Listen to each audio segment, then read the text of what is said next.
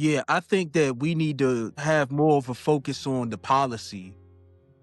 Like antics aside, we just need to focus on what's being passed. Like, I get it, the Venezuela stuff is what it is, but I'm looking at what Donald Trump is doing to childcare. And that to me is what the focus should be on for people like me and you. You know, the rolling back of the Department of Education, what he's doing to the borrowers. Those are the things that we need to make sure that we stay abreast of, ahead of, because we get caught up in like the spectacles of what he's doing, but it's the really small things that he's rolling back that we not really paying close attention to. It's the slight things. Like I know in DC, we had like 6 officials just up and determined they gonna go. Like we don't have a police chief, the mayor's leaving. We got so many open seats. And my fear is that we don't have a community that has shown the stamina to be able to turn out and put people in those seats that's going to really care about our citizens. Those are the type of things that I have a focus on, because I'm not going to say I don't control what Trump does, but I have more of a vested interest in what's going on outside of my doorstep than I do his foreign policy and the grandstanding and who he's cursing out or who he's trying to bully or whatever, because a lot of that stuff is show. But there are very serious things that are going on in a lot of our communities that we need to be hyper vigilant of. I'm talking about hyper vigilant. There are a lot of seats that's going to be coming up in a lot of different states, and we need to find a way to make that the focus and not so much the antics of what the president is doing and this, that, and the third. All right. I can touche to that. The next thing that I wanted to talk about, if you are with us, please share the video, please like it. I appreciate it. We just got done talking about Donald Trump. Next, I wanted to talk about what we are going to leave another in the past, or what we need to leave in 2025, is the art of the grift. Grifting has become such a huge thing right now. And, you know, most people, most political actors, they're not ideologues. They are identity brokers, right? And what I mean by that, because what I wanted to touch on is that you have all of these people, from people who are on podcasts, from people who are in politics, from artists, entertainers, and so many different factions, who literally are making a living off of selling people basically this falsehood of what one would consider success or access, and all of these different ideologies that may lead to it. And the first one that I wanted to touch on was the Christian grift, right? And this is not an attack on Christianity. I have nothing against Christians. I have nothing against anybody's religion for that matter. But what I wanted to talk about is the people who are trafficking in Christianity or any religion to basically sell people products. So you have, the example that I wanted to use today was a person like Charlie Kirk, right? You'll Uh-huh. have a man like Charlie Kirk who basically, his whole shtick was Christianity, uplift, and all of these different things that feed into a particular ethos, when your body of work doesn't even necessarily match it. And we could extrapolate that onto the whole Republican Party as a whole, for real, right now, in Mm-hmm. terms of the overall grift. Another recent example was the grift that we seen with Nicki Minaj. A lot of people are upset with Nicki Minaj, but what I think we have to understand and put into perspective is that when Donald Trump came into office and when these economic shifts have taken place, a lot of people are panicking. A lot of people don't necessarily have the money, the access, and the resources that we think.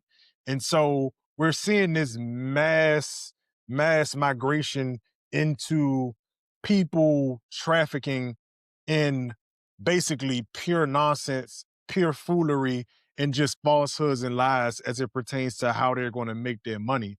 And I think we need to, as a people, as an overall society, get better at pointing out when people are actually grifting. Because if we are not able to do that, we get also caught up in how, what's good, man? Yes, you can share the live with the Discord. I appreciate that. I appreciate y'all for coming through. Thank you. And Yeah, thank so y'all.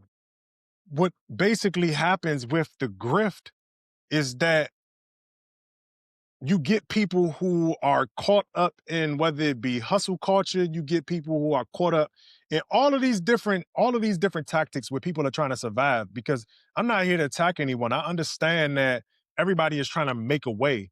And that's what makes a way for the grifter, because the grifter is the person who is coming in and they understand that from their vantage point that there's this need, there's this yearning for something better or for something more, and they capitalize on that.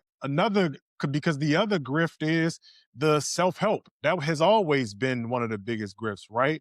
But everybody who has done self-help probably knows that you get only up into a certain point until you hit this wall where you really understand that it's not all about me. It's not all about what I do. It's not all about my inputs, because there are other factors and other things that go into what allows one to quote unquote succeed. And I've talked about the myth of meritocracy, etc. But we got to get better. We got to get better as a nation in really seeing how people are grifting on our pain, how people are grifting on our ignorance, and just the overall gaps that have been created in the society, you know.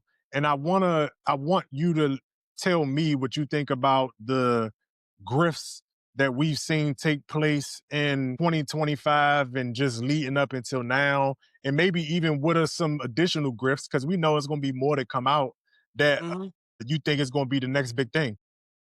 I mean, listen, as soon as you touched down, I told you what the biggest grift was, and it's the gender wars. That is Yeah. the biggest grift in town. The biggest, most lucrative, like everybody and anybody is getting out there and just saying the most outlandish things about the opposite sex. That is the biggest grift, and it's the most damaging, in my opinion, which is why I don't even refer to it. I call it pimp and hoe culture. I do. That's what I label it as. It's pimp and hoe culture.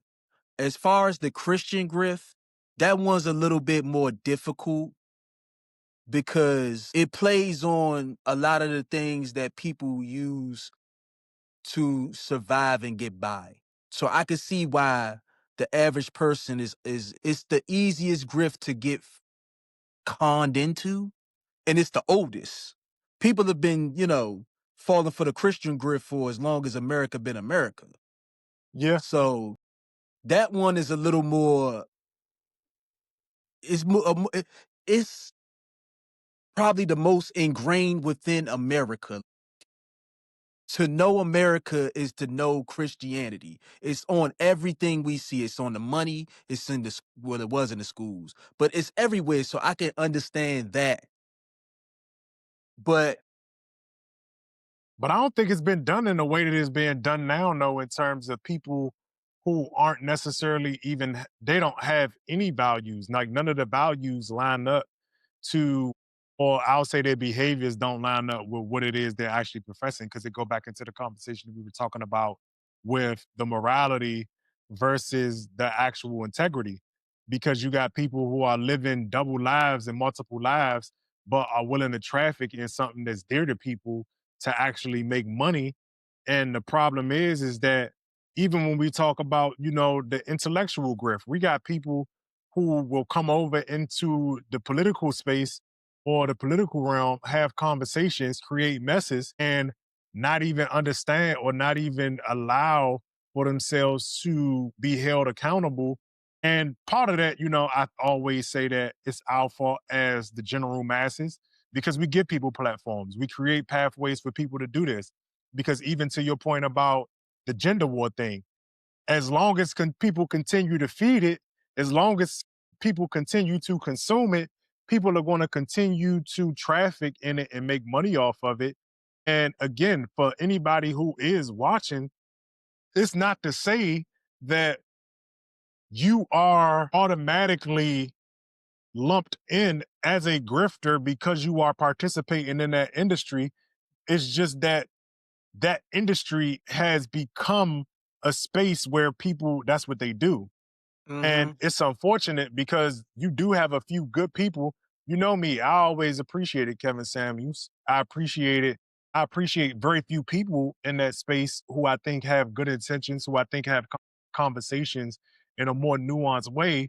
But for the most part, I would agree with you that most people are, even if they're not grifting, I don't think that a lot of people realize that some of the things that we do or some of the things that we engage in can be weaponized against us even when we do have good intentions, right? Yeah. Because for what it's worth, I think some people do have good intentions, but I don't think they understand that the larger scope of society or the social political paradigms that exist within us talking to and engaging with each other on social media gets consumed by a completely different audience who markets to us and creates policy and creates environment that sits on the cusp of the conversations that we're having, right?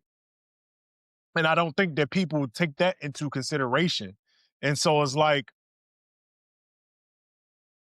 people have to ask themselves sometimes better questions. We got to get Yeah. to a point where we asking ourselves better questions as to, okay, I'm gonna do a particular thing, but just because I can do that particular thing, should I do that particular thing? And also and this is not for the grifters. The grifters are going to grift.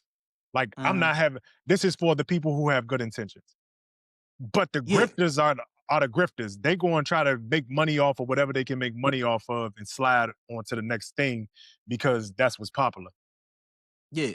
And my thing is like, a lot of this stuff is new terminology. Like, nobody really understood what rage farming was, but that is a real thing when it Yeah, comes to, rage baiting and clip, farming and altering. Like, it's a lot of things that people are doing just to create the most controversial or the most like clickable stuff. And it's like you bastardize a lot of what you're trying to do when you chase rage bait. And this is both for the people who make content and for the people who consume it. You got to know the difference between when you're being baited, when you're being rage baited, when these people are creating this content specifically for you to feel negatively. You know what I'm saying? Like, and that's what I see a lot of when we consume this stuff. Like, you go on TikTok, you see people say ridiculous stuff all day, every day, and we just allow that in our spirit. We allow it in between our ears. And even the most smartest, most, upright person, if you just allowing all of these things to go in your head unchecked, and you yeah, don't have an understanding of rage baiting and what these people are actually doing, even if the information is true, if it's not necessary and you just consuming it, then you're gonna fall for the grift. You'll find yourself falling for the grift. I see it all the time with perfectly normal people. I see people that are in marriages consuming like some of this gender war conversation. And it's like, what are you doing? You won. Why do you care? Why are you talking as if you're the people that need to be consuming this? But you'll find yourself in that loop because it'll be convincing enough. It'll be outrageous enough. You'll find yourself like, damn, let me see more. You know what I'm saying? And then the apps they're specifically made to capture attention. Like, I forgot what it's called. It's a documentary. I want to say it's called The Social Network or something like that. Not The Social, Yeah. but Social Experiment, where they actually break down like how each component of social media was specifically made to trigger certain things in your brain to keep you going. Like, not even on the most intellectual ways, it's so primal. Like when you see the updates in your phone, that triggers a certain response in your brain. When you see the constant scrolling up and the certain ways that the content come, like it's real interesting how a lot of these things just play on your human nature to the point where you reacting in ways that you know you wouldn't, but it's animalistic. Yep. You know what I'm saying? When you hear that chime from your phone, intellectually you don't care, but in your animal nature, that chime forces you to react to. And to piggyback on it and clear it up a little bit more, because I think when people hear animalistic nature, they don't quite understand it. But I Yeah. think what no, I get where you're going. And it's true, but it's a neurological disposition. Hmm. Your nervous system has a completely different framework than your mind, right? For example,